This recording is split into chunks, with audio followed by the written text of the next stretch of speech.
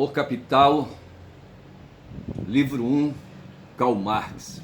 Apresentação. A estrutura do Capital, segundo Land, foi montada de acordo com um plano que parte do nível mais alto de abstração, no qual se focalizam fatores isolados ou no menor número possível, daí procedendo por concretização progressiva, à medida que se acrescentam novos fatores, no sentido da aproximação cada vez maior e multilateral com a realidade fatual. A essa interpretação no geral correta, acrescentamos que o trânsito do abstrato ao concreto se faz em todo o percurso, a começar pelo livro 1, já nele encontramos o jogo dialético da passagem do abstrato ao concreto e vice-versa. Vou repetir. A essa interpretação no geral correta, acrescentamos que o trânsito do abstrato ao concreto se faz em todo o percurso, a começar pelo livro 1. Já nele, encontramos o jogo dialético da passagem do abstrato ao concreto, real e vice-versa. Essa é a apresentação feita por Jacob Gorender, brasileiro nascido em 1923, um dos mais importantes historiadores marxistas brasileiros. Autodidata, foi laureado com o título de doutor honoris causa pela Universidade da Bahia e atuou como professor visitante do Instituto de Estudos Avançados da Universidade de São Paulo, autor, entre outros livros, de O Escravismo Colonial, quinta edição, Perseu Abramo, 2011. Advertência aos leitores do livro 1 do Capital, advertência aos leitores do livro 1 do Capital, Louis Althusser. O que é o Capital? É a grande obra de Marx, a qual ele dedicou toda a sua vida desde 1850 e sacrificou em provações cruéis a maior parte de sua existência pessoal e familiar. Esta é a obra pela qual Marx deve ser julgado. Por ela apenas, não por suas obras de juventude ainda idealistas, entre 1841 e 1844. Não por obras ainda muito ambíguas, como a ideologia alemã ou mesmo os Grundrisse, esboços traduzidos para o francês com o título errôneo de Fondements de la critique de l'économie politique, Fundamentos da Crítica da Economia Política. Nem pelo célebre prefácio à Contribuição à Crítica da Economia Política de 1859, em que Marx define em termos muito ambíguos, porque hegelianos, a dialética da correspondência e da não correspondência entre as forças produtivas e as relações de produção.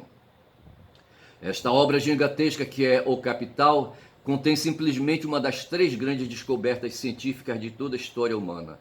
A descoberta do sistema de conceitos, portanto, da teoria científica, que abre o conhecimento científico àquilo que podemos chamar de continente história.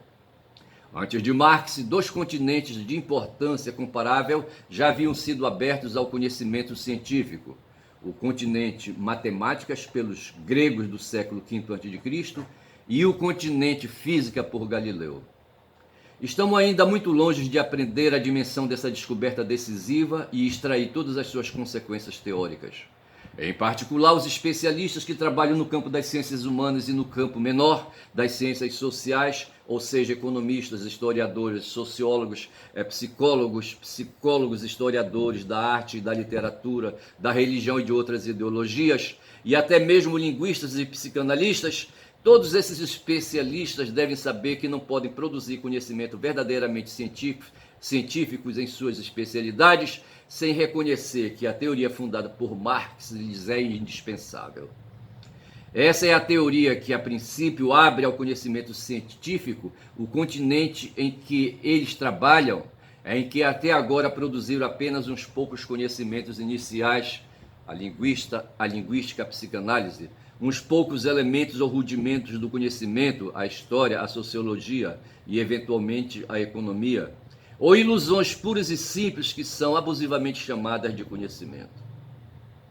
Somente os militantes da luta de classe proletária extraíram as conclusões do Capital.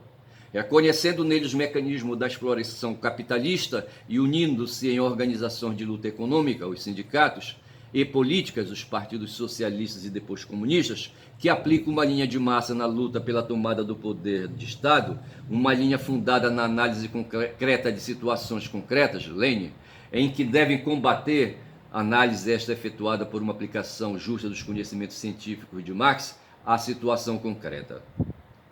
É um paradoxo que especialistas intelectuais altamente cultos não tenham compreendido um livro que contém a teoria de que necessita em suas disciplinas e que, por outro lado, esse mesmo livro tenha sido compreendido, apesar das grandes dificuldades, pelos militantes do movimento operário. A explicação desse paradoxo é simples e é dada com toda clareza por Marx em O Capital e por Lenin em suas obras. Se os operários compreenderam tão facilmente o Capital, é porque este fala, em termos científicos, da realidade cotidiana com a qual eles lidam, a exploração de que são objeto por conta do sistema capitalista. E é por isso que o Capital se tornou tão rapidamente, como disse Engels em 1886, a Bíblia do movimento operário internacional. Por outro lado, se os especialistas em história, economia política, sociologia, psicologia, etc., tiveram e ainda têm tanta dificuldade para compreender o capital, é porque estão submetidos à ideologia dominante, a da classe dominante, que intervém diretamente em sua prática científica por falsear seu objeto, sua teoria e seus métodos.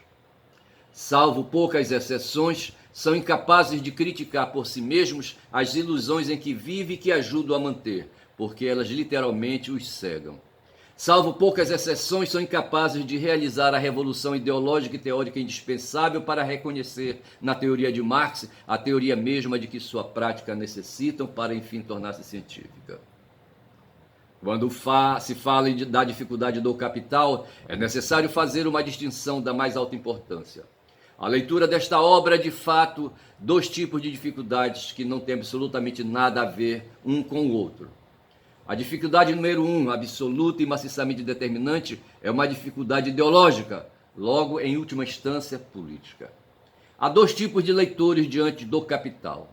Aqueles que têm experiência direta da exploração capitalista, sobretudo os proletários ou operários assalariados da produção direta, mas também com nuances de acordo com seu lugar dentro do sistema produtivo, os trabalhadores assalariados não proletários. E aqueles que não têm experiência direta da exploração capitalista, mas por outro lado estão dominados em sua prática e em sua consciência pela ideologia da classe dominante, a ideologia burguesa. Os primeiros simplesmente, repito, os primeiros não têm dificuldades político-ideológicas para compreender o capital, porque este simplesmente fala de sua vida concreta. Os segundos experimentam uma extrema dificuldade para compreender o capital, ainda que sejam muito eruditos, eu diria, sobretudo se forem muito eruditos, porque há uma incompatibilidade política entre o conteúdo teórico do livro e as ideias que eles têm na cabeça, ideias que eles reencontram, porque ali as depositam em suas práticas. Por isso, a dificuldade número 1 do capital é, em última instância, uma dificuldade política.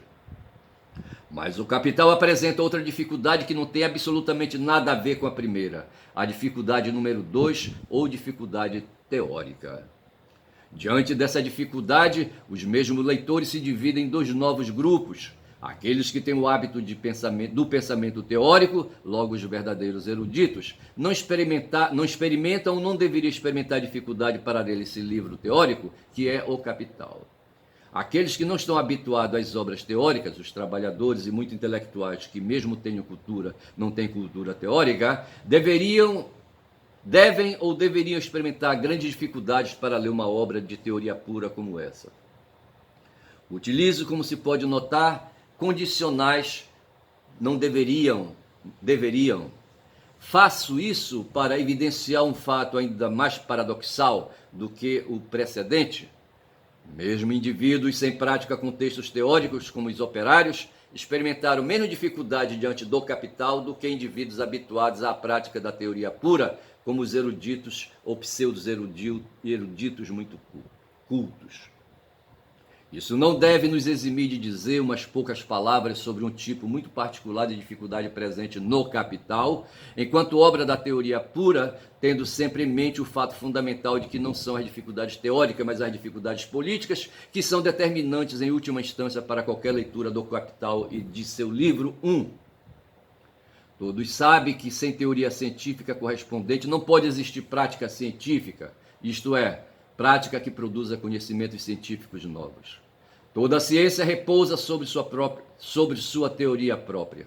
O fato de essa teoria mudar, se complicar e se modificar de acordo com o desenvolvimento da ciência considerada, não altera em nada a questão.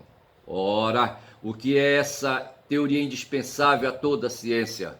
É um sistema de conceitos científicos de base. Basta enunciar essa simples definição para que se destaquem dois aspectos essenciais de toda a teoria científica. 1. Os conceitos de base e 2. Seu sistema. Os conceitos são conceitos, ou seja, noções abstratas. Primeira dificuldade da teoria, habituar-se à prática da abstração. Essa aprendizagem, pois se trata de uma verdadeira aprendizagem comparável à de outra prática qualquer, por exemplo, a da serralheria, é realizada antes de tudo em nosso sistema escolar pela matemática e pela filosofia. Marx nos adverte, desde o prefácio do livro 1, que a abstração é não apenas a existência da teoria, mas também seu método de análise. As ciências experimentais dispõem do microscópio, a ciência marxista não tem microscópio, ela deve se servir da abstração para substituí-lo. Atenção!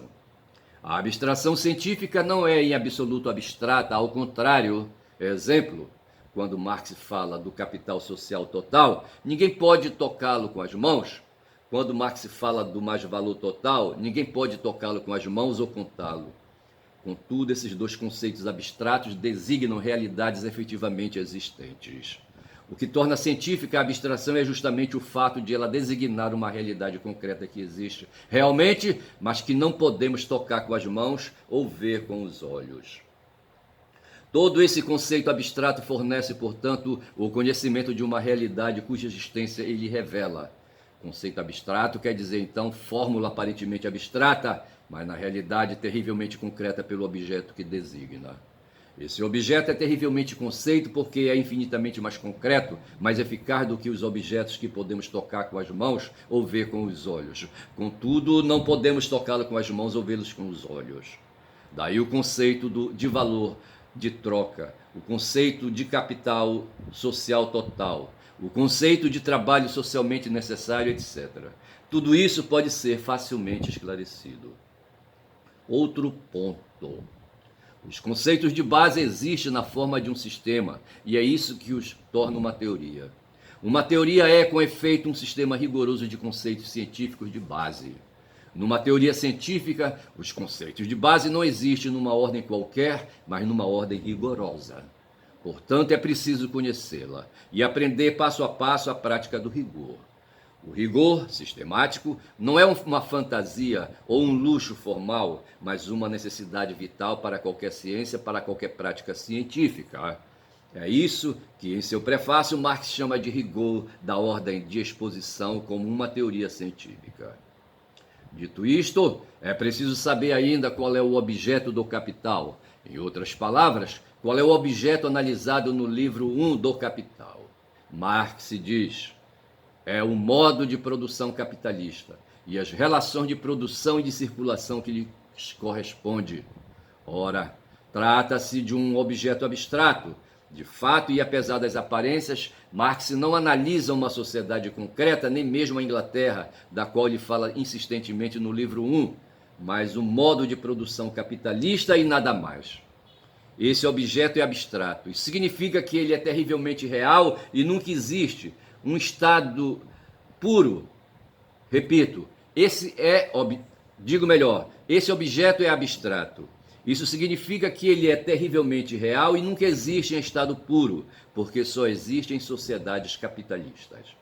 Simplesmente, para poder analisar essas sociedades capitalistas concretas, Inglaterra, França, Rússia, etc., é necessário saber que elas são dominadas por essa realidade terrivelmente concreta e invisível a olhos nus, que é o modo de produção capitalista. invisível, portanto, abstrata. Naturalmente, isso não acontece sem mal-entendidos e devemos estar extremamente atentos para evitar as falsas dificuldades que elas causam. Por exemplo, não devemos pensar que Marx analisa a situação concreta de Inglaterra quando fala dela. Marx fala dela apenas para ilustrar sua teoria abstrata do modo de produção capitalista. Em resumo, há realmente uma dificuldade de leitura do Capital, e essa dificuldade é teórica. Está ligada à natureza abstrata e sistemática dos conceitos de base da teoria ou da análise teórica. Devemos ter em conta que se trata de uma dificuldade real objetiva, não só pode ser superada por uma aprendizagem da abstração e do rigor da ciência, repito. Devemos ter em conta que se trata de uma dificuldade real objetiva, que só pode ser superada por uma aprendizagem da abstração e do rigor da ciência. É preciso ter em conta que essa aprendizagem não se faz de um dia para o outro. Daí um primeiro conselho de leitura. Ter sempre em mente que O Capital é uma obra de teoria, cujo objeto são os mecanismos do modo de produção capitalista e apenas dele. Daí um segundo conselho de leitura. Não buscar no Capital um livro de história concreta ou de um livro de economia política empírica, no sentido em que os historiadores e os economistas entendem esses termos, mas um livro de teoria que analisa o modo de produção capitalista. A história concreta e a economia empírica têm outros objetos. Daí esse terceiro conselho de leitura. Ao encontrar uma dificuldade de leitura de ordem teórica, levar isso em consideração e tomar medidas necessárias. Não se apressar, mas sim voltar atrás cuidadosa e lentamente, e não avançar até que as coisas estejam claras. Ter em conta que a aprendizagem da teoria é indispensável para ler uma obra teórica. Entender que é andando que se pode aprender a andar, desde que as condições citadas sejam escrupulosamente respeitadas. Entender que não se aprende a andar na teoria logo na primeira tentativa, súbita e definitivamente, mas pouco a pouco, com paciência e humildade. Esse é o preço do sucesso. Na prática, isso quer dizer que, para ser compreendido, o livro 1 precisa ser relido 4 ou 5 vezes consecutivas. Esse é o tempo necessário para aprender a andar na teoria. A presente advertência destina-se a guiar os primeiros passos dos leitores na teoria. Mas antes devo dizer algumas palavras sobre o público que lerá o livro 1 do Capital. Quem naturalmente vai compor esse público? Repito, quem naturalmente vai compor esse público? 1. Proletários ou assalariados diretamente empregados na produção de bens materiais. 2. Trabalhadores assalariados não proletários, desde os simples empregados até os administradores de empresa de médio e alto escalão, engenheiros, pesquisadores, professores, etc. Artesãos urbanos rurais. 3. Artesãos urbanos rurais. Repito. 3. Artesãos urbanos e rurais. 4. Profissionais liberais. 5. Estudantes universitários e do ensino médio. Entre os proletários ou assalariados que lerão o livro 1 do Capital, figuram certamente homens e mulheres para os quais a prática da luta de classes em organizações sindicais e políticas deu uma ideia da teoria marxista. Essa ideia pode ser mais ou menos correta conforme se vá dos proletários aos assalariados, não proletários. Ela não está fundamentalmente falseada. Entre as outras categorias que lerão o livro 1 do Capital, figuram certamente homens e mulheres que também têm certa ideia da teoria marxista. Por exemplo, os universitários, e em especial os historiadores, os economistas e numerosos ideólogos de disciplinas diversas, pois, como se sabe, hoje em dia todos se declaram marxistas nas ciências humanas. Ora, 90% das ideias que esses intelectuais têm acerca da teoria marxista são falsas. Essas ideias falsas foram expostas enquanto Marx ainda vivia e desde então têm sido incansavelmente repetidas sem nenhum esforço notável de imaginação. Essas ideias têm sido inventadas e defendidas há um século por todos os economistas e os ideólogos burgueses e pequeno-burgueses para refutar a teoria marxista. Repito, essas ideias falsas foram expostas enquanto Marx ainda vivia e desde então têm sido incansavelmente repetidas, sem nenhum esforço notável de imaginação. Essas ideias têm sido inventadas e defendidas há um século por todos os economistas e ideólogos burgueses e pequenos burgueses para refutar a teoria marxista. Essas ideias não encontram nenhuma dificuldade para ganhar um amplo público, porque este já estava ganho por conta de seus preconceitos ideológicos antissocialistas e antimarxistas. Esse amplo público é composto, antes de tudo, por intelectuais, mas não por operário. Pois, como disse Engels, eles não se deixam levar, mesmo quando não conseguem penetrar as demonstrações mais abstratas do capital. Por outro lado, mesmo os intelectuais e os estudantes mais generosamente revolucionários se deixam levar, de uma maneira ou de outra, porque estão maciçamente submetidos aos preconceitos da ideologia pequeno-burguesa, sem a contrapartida da experiência direta da exploração. Assim, nessa advertência, sou obrigado a considerar conjuntamente: 1. As duas ordens de dificuldades já assinaladas, dificuldade número 1, política, dificuldade número 2, teórica. 2. A distribuição do público em dois grupos essenciais: público operário assalariado de um lado e público intelectual de outro, levando em conta ainda que esses grupos se sobrepõem em sua margem. Alguns assalariados não são, ao mesmo tempo, trabalhadores intelectuais. A existência no mercado ideológico de refutações pretensamente científicas do capital, que afetam mais ou menos profundamente sua origem de classe, certas partes desse público. Considerado todos esses dados, minha advertência assumirá a seguinte forma. Ponto 1. Conselhos de leitura para evitar provisoriamente as dificuldades mais ásperas. Esse item será breve. E claro, espero que os proletários o leiam, porque foi escrito sobretudo para eles, ainda que se dirija a todos. Ponto 2. Indicações sobre a natureza das dificuldades teóricas do livro 1 do Capital, para as quais apelam todas as refutações da teoria marxista.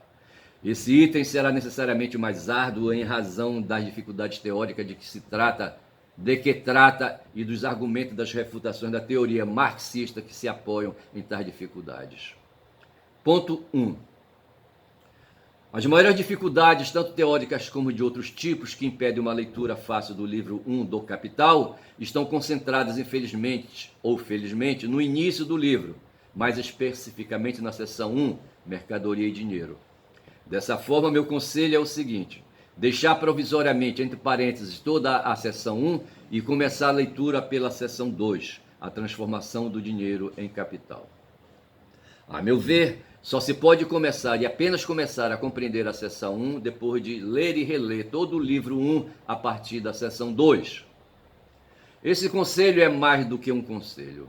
É uma recomendação que me permito apresentar com todo o meu respeito que devo aos meus leitores, como uma recomendação imperativa. Cada um pode fazer a experiência na prática. Se o leitor começar a leitura do livro 1 pelo começo, isto é, pela seção 1, ou não a compreenderá e desistirá, ou então pensará que a compreendeu, e isso é pior, porque existe grande possibilidade de que tenha compreendido algo muito diferente do que há ali para compreender. A partir da seção 2, a transformação do dinheiro em capital, as coisas aparecem às claras. O leitor penetra diretamente no coração do livro 1. Esse coração é a teoria do mais-valor, que os proletários compreendem sem nenhuma dificuldade, já que é simplesmente a teoria científica daquilo que eles experimentam no dia a dia, a exploração de classe. Vem em seguida duas seções muito densas, muito claras, repito. Vem em seguida duas sessões muito densas, mas muito claras e decisivas para a luta de classes ainda nos seus dias atuais. A seção 3 e a seção 4. Elas tratam das duas formas fundamentais do mais-valor de que a classe capitalista dispõe para levar ao máximo a exploração da classe operária, aquilo que Marx chama de mais-valor absoluto, seção 3, e mais-valor relativo, seção 4. O mais-valor absoluto, seção 3, diz respeito à duração da jornada de trabalho. Marx explica que a classe capitalista inexoravelmente faz pressão para aumentar a duração da jornada de trabalho e que o objetivo da luta de classe operária, mais do que centenária, é conseguir uma redução da duração da jornada de trabalho, lutando contra esse aumento. As etapas históricas dessa luta são conhecidas. Jornada de 12 horas, de 10 horas, depois de 8 horas e finalmente com a Frente Popular, a semana de 40 horas. Todos os proletários conhecem a experiência própria, aquilo que Marx demonstra na seção 3, repito, todos os proletários conhecem por experiência própria aquilo que Marx demonstra na seção 3. A tendência irresistível do sistema capitalista ao máximo aumento da exploração por meio do prolongamento da duração da jornada de trabalho ou da semana de trabalho. Esse resultado é obtido ou a despeito da legislação existente, as 40 horas semanais nunca foram aplicadas de fato, ou por intermédio da legislação existente, por exemplo, as horas extras. As horas extras parecem custar muito caro aos capitalistas, já que eles pagam 25 ou 50 ou mesmo 100% a mais por elas do que pagam pelas horas normais de trabalho. Mas, na realidade, elas são vantajosas para eles porque possibilitam que as máquinas, cuja vida é cada vez mais curta por conta dos rápidos progressos da tecnologia, funcionem 24 horas ininterruptas. Em outras palavras, as horas extras permitem aos capitalistas extrair o máximo do lucro da produtividade. Marx mostra claramente que a classe capitalista não paga e jamais pagará horas extras aos trabalhadores para lhes fazer um agrado ou para permitir que complementem sua renda, em detrimento de sua saúde, mas para explorá-los ainda mais. O mais-valor relativo, seção 4, cuja existência pode ser preservada em segundo plano na questão das horas extras, é sem dúvida a forma número 1 da exploração contemporânea. É uma forma muito mais sutil porque é menos perceptível do que a extensão da duração do trabalho. Os proletários, entretanto, reagem por instinto, se não contra ele, ao menos, como veremos, contra seus efeitos. O mais-valor relativo diz respeito à intensificação da mecanização da produção industrial e agrícola e, portanto, ao crescimento da produtividade que daí resulta. A automação é a sua tendência atual. Produzir o máximo de mercadoria pelo preço mais baixo para extrair daí o máximo lucro é a tendência irresistível do capitalismo. Naturalmente, ela vem junto com uma exploração crescente da força de trabalho.